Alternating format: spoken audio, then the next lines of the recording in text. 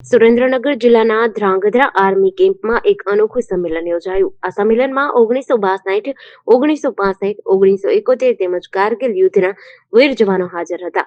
આ સંમેલનનો મુખ્ય હેતુ માજી સૈનિકોની સમસ્યાઓ જાણવા અને તેનો ઉકેલ લાવવા માટે તેમનું સાથે જ સન્માન પણ કરાયું હતું. આ કાર્યક્રમમાં આર્મીના બ્રિગેડિયર યોગેન્દ્ર ચૌધરી સહિત અનેક અધિકારીઓ ઉપસ્થિત રહ્યા હતા. કાર્યક્રમ દરમિયાન માજી સૈનિકો અને વીર નારીઓને સન્માનિત કરાઈ. સાથે જ વન રેન્ક વન પેન્શન જેવી યોજનાઓથી મળતા લાભ વિશે માહિતી આપવામાં આવી. આર્મી તરફથી મળતું યોગદાન અમારા માટે ગર્વની વાત છે. આજે ફરી આર્મી પરિવારનો ભાગ બનવા મળ્યો તે આનંદની વાત છે. યુદ્ધના દિવસોની યાદો આજે તાજી થઈ ગઈ. દેશ માટે ફરજ બજાવવી એ ગૌરવની વાત છે. આવા સંમેલનોથી માજી સૈનિકોને પ્રોત્સાહન મળે છે અને સમસ્યાઓનો ઉકેલ સરળ બને છે. દેશની સુરક્ષા માટે જીવન સમર્પિત કરનારા આ વીર જવાનોને સન્માન આપવું એ આપણી ફરજ છે. આવા સંમેલનો દ્વારા આર્મી અને માજી સૈનિકો વચ્ચેના સંબંધો વધુ મજબૂત બની રહ્યા છે. ધ્રાંગધ્રા આર્મી કેમ્પમાં યોજાયેલા આ સંમેલનમાં સૈનિકોનો જુસ્સો અને દેશ પ્રેમ ઝળકતો જોવા મળ્યો હતો. મારું નામ અજયસિંહ એલ ચાવડા.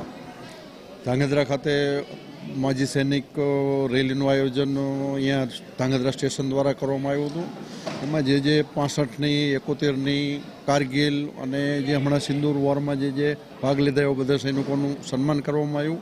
અને કમાન્ડર સાહેબે બધાને જે કંઈ અહીંના કે ફેસિલિટીને લગતા જે કંઈ પ્રોબ્લેમ છે એ બધાનું સોલ્યુશન કરવા અને સહકાર આપવા પૂરેપૂરી ખાતરી અને બધાને માન સન્માન અને અહીંયા બડાખાના બધાનો પ્રોગ્રામ બધાને જમવાનો અને બધી મેડિકલ ફેસિલિટી આ તે બધું અહીંયા રાખેલ છે અને બધાને ખૂબ જ અહીંયા આનંદ આવેલ છે. જય. મારું નામ ઓડેવિયા BH, x corporeal, Indian air force.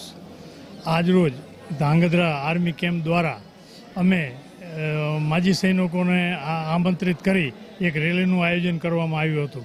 જેમાં 1965, 1971, ઓપરેશન કારગિલ, ઓપરેશન સિંદૂર, એમાં જે કંઈ એચાઇવેબલ કાર્યો કર્યા હોય એને આમંત્રિત કરી અને બહુમાન કર્યું. કમાન્ડર સાહેબે બહુમાન કર્યું. અને આનાથી શું થાય કે અમારી સાથે સાથે બધા એક્સ સર્વિસમેનોને આમંત્રિત કર્યા હતા. આનાથી શું થાય કે ફૌજના મોરાલ બૂસ્ટઅપ થાય અને સારી સેવાઓ આપી શકે. આભાર. મારું નામ દવે વિપુલ કુમાર, ગુજરાત માજી સૈનિક સંગઠન, સુરેન્દ્રનગર જિલ્લો. આજરોજ ધ્રાંગધ્રા બ્રિગેડ કેમ્પ ખાતે આયોજન કરવામાં આવ્યું હતું કે માજી સૈનિકોને એકઠા થાય અને એની એક સુંદર રેલીનું આયોજન કર્યું, જેની અંદર તમામ ભૂતપૂર્વ સૈનિકોને માહિતી આપવામાં આવી કે 7મું પગાર પંચ કઈ રીતે અમલમાં આવ્યું અને હવે 8મા પગાર પંચનો લાભ કઈ રીતે અને કેટલા ટકા કોને મળી શકે એમ છે. ત્યારબાદ ECHSની ફેસિલિટી છે તેનું માર્ગદર્શન તમામ જવાનોને મળી રહે, નિવૃત્ત જવાનોને અને એમના ફેમિલીઝને એ અંગે માર્ગદર્શન પૂરું પાડવામાં આવ્યું છે. અને એટલું સુંદર આયોજન કરવામાં આવ્યું હતું કે આ પેચીદા કેસો જે હોય એની અંગેની તમામ ઝીણવટભરી માહિતી આપવામાં આવી. 1971, 1962 વગેરે લડાઈના જે ભૂતપૂર્વ સૈનિકો અહીંયા હાજર રહ્યા છે એ તમામને સન્માન કરવામાં આવ્યું.